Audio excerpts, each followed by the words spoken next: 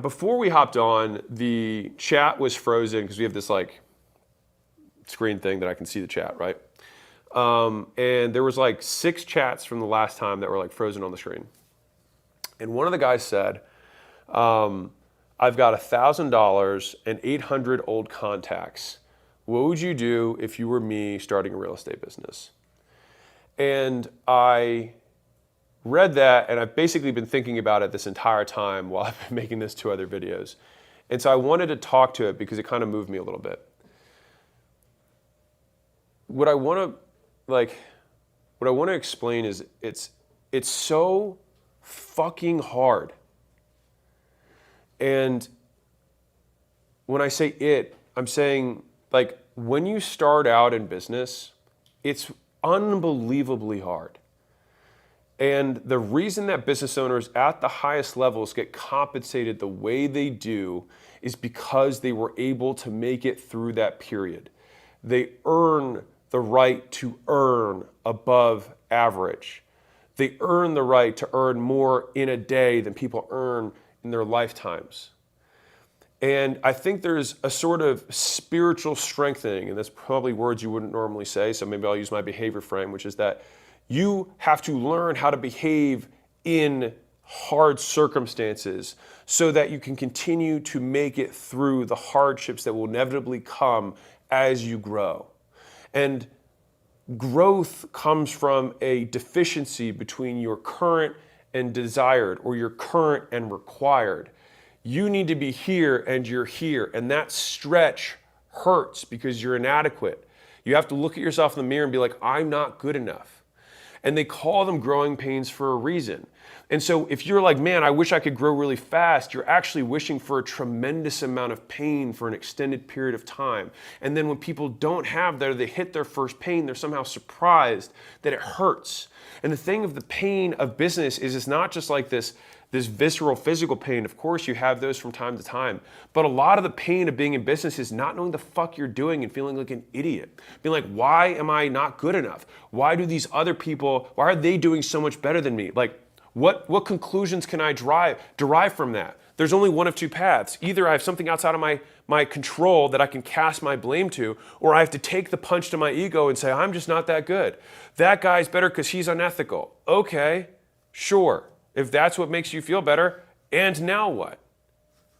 And so the things that make it hard is that, one, you have to accept that you're not good, and you have to do it over and over and over again. Right when you think you're good again, you prove, like the world proves to you that you're not as good as you think you are.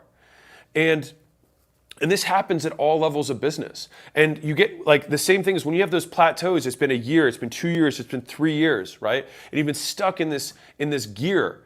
Like it means that you haven't changed. You've behaved the same, and so you're getting the same outputs. And the change is painful. And sometimes the painful change means that you actually have to take 2 steps back. And your ego not only has to get hurt, but hurt even more. Because you have to realize that you built your thing wrong. You hired the wrong leader. You have the wrong team culture within a department. What do? Well, you either leave it there and stay perpetually under your potential because you weren't willing to confront the difficulty of the inconveniences that are going to come to you as a result of making the changes that you know you need to make but aren't making. And so I bring this up because like everyone, humans, like we're so interesting in that we believe that we're the first people to ever love the way you've loved, to feel the pain that you felt, to feel ignorant, to feel unwanted, to feel not enough. Like we feel like we're the only people who experience this. Like our pain is more than other people's. Our love is deeper than other people's. But when we do that, we rob ourselves of the ability to learn from others that came before us. The other people who already learned what this is like, who've described the pain. And listen, even if you try to take as much advice as you possibly can, you're still going to get burned. It's still going to hurt. And in the earlier days, like I have yet to see somebody who takes, again, and I'm talking about Homo sapiens. I'm not talking about Elon Musk. All right, I'm not talking about Mark Zuckerberg. I'm not talking about Bezos. I'm talking about Homo sapiens. I'm talking about flesh and blood, people who are made of normal folks. All right. I have yet to see someone really start figuring out what's going on in less than 5 years. And I'm saying 5 years of being in the game, not 5 years of I have an idea, I'm really passionate about this, I've been reading stuff on the side, I work on the weekends. I'm saying I'm all in for 5 years. And you just start, you just begin to get a grasp of what it takes to be good at business. And the difficulty is that it's so hard to teach business in school because it changes so much. The principles remain the same, but the game changes, right? And I'll say one of my favorite quotes from The Wire. Cuddy, who was muscle for one of the gangs, comes out after like taking a murder charge. Anyway, gets out, 15 years later, whatever. And he goes back and he's right back on the street and he went back to the gang and he's like, man, he's talking to the other, the other guy who's muscle before they're about to go, shoot some guys or whatever. And he says, man, he's like, the game changed. And Slim Charles says back to him, right as they're like putting their gloves on, about to like cock their gun, he's like, nah, man. He's like, the game the same, just more fierce.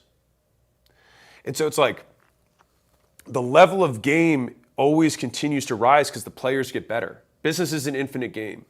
And I think that we judge ourselves because we somehow believe that we're behind other people. It's one of the most painful things that we can do is that obviously you compare yourself. And then after making the comparison, there's nothing wrong with comparing yourself to other people. That's how you figure out discrepancies. But then you label. Then you say, and I suck as a result. And I'm worthless. And I'm never going to be good enough. Right? But it's the first part is valuable. That guy's better at ads than me. What is he doing that I'm not doing? I should learn that. Right? Not that guy's better than me at ads, and therefore I suck as a human being and will never win. So what label do we ascribe to that discrepancy?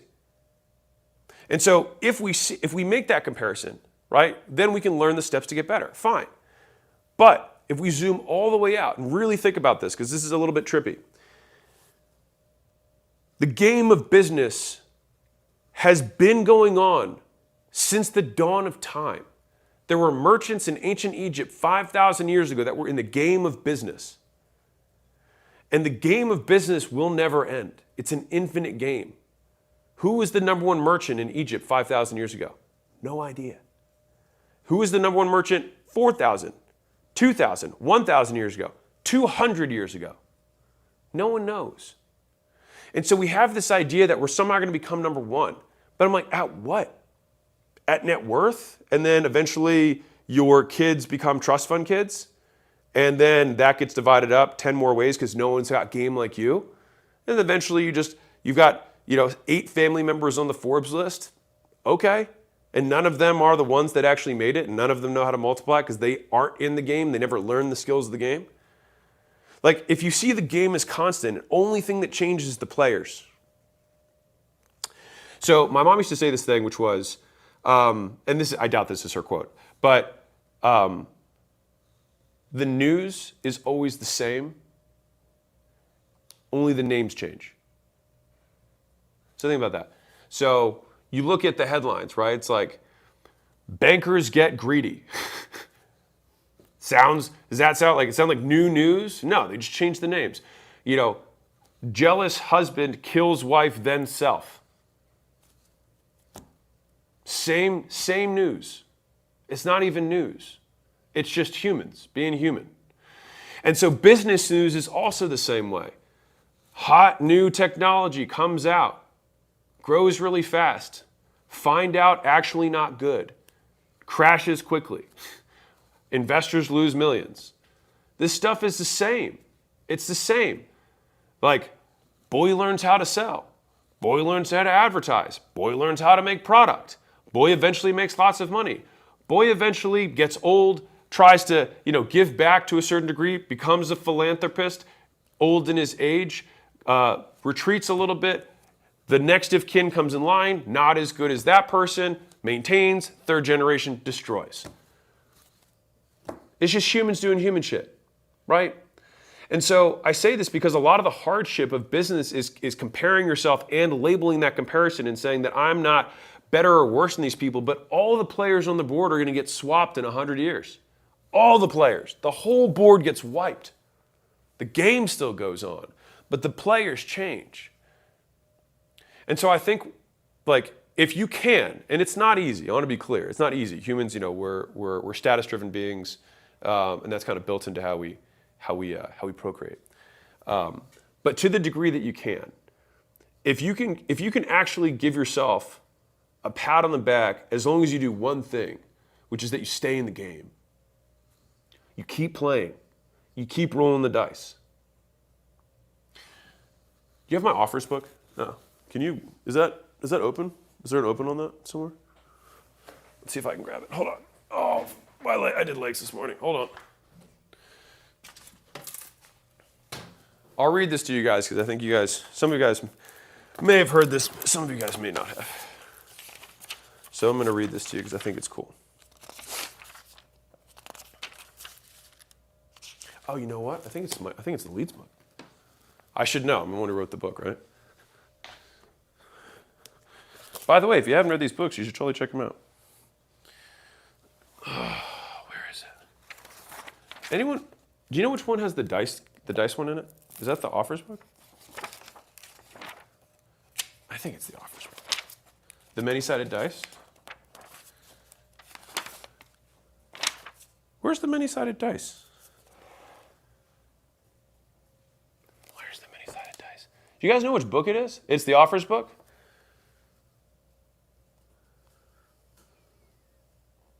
Where is it?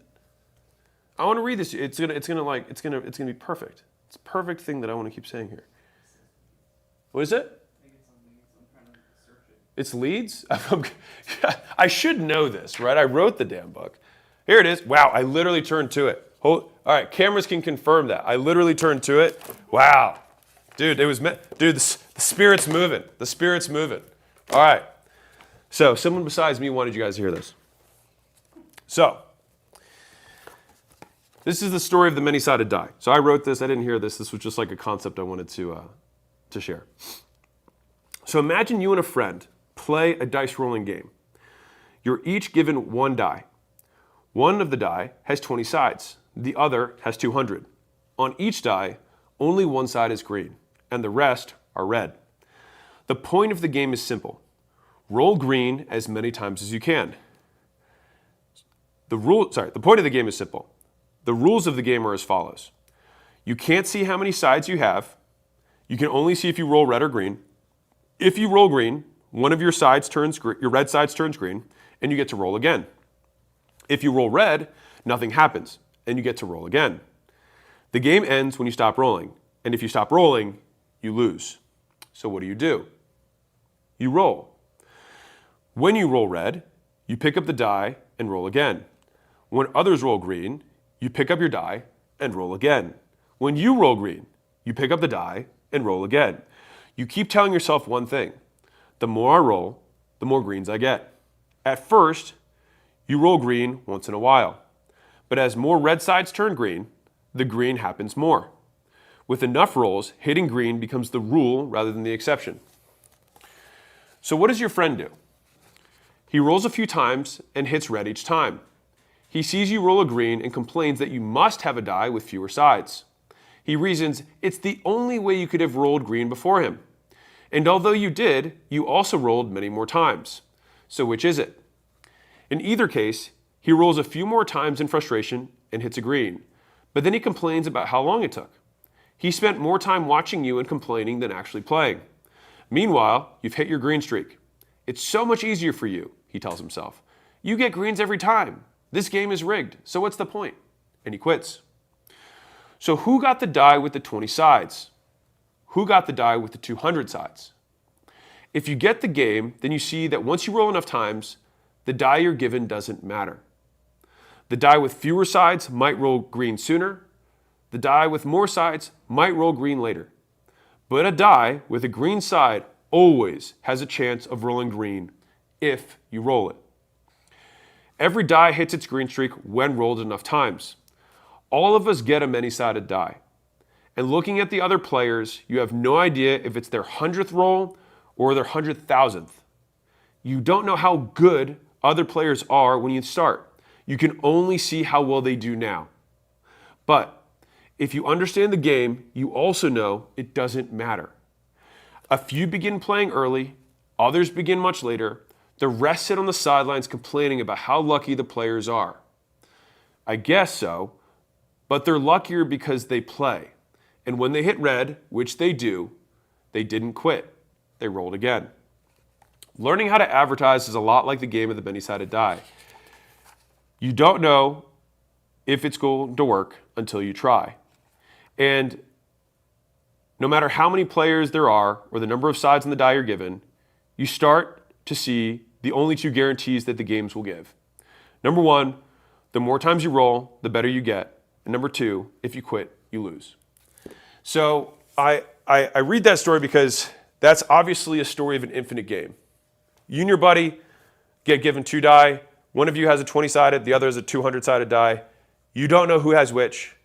They're all, you don't know how many have reds, how many have greens. And there's one green on each. You roll it, and if you hit the red, nothing happens. If you hit green, you get one of your many sides that turns green, and you get to roll again. And the only statistical probability there is that if you keep rolling enough times, all of the sides will turn green on both die eventually. But you just don't know how many sides the die that you're given has on it that are red. Which means you just don't know how many shots you're going to have to take in order to win.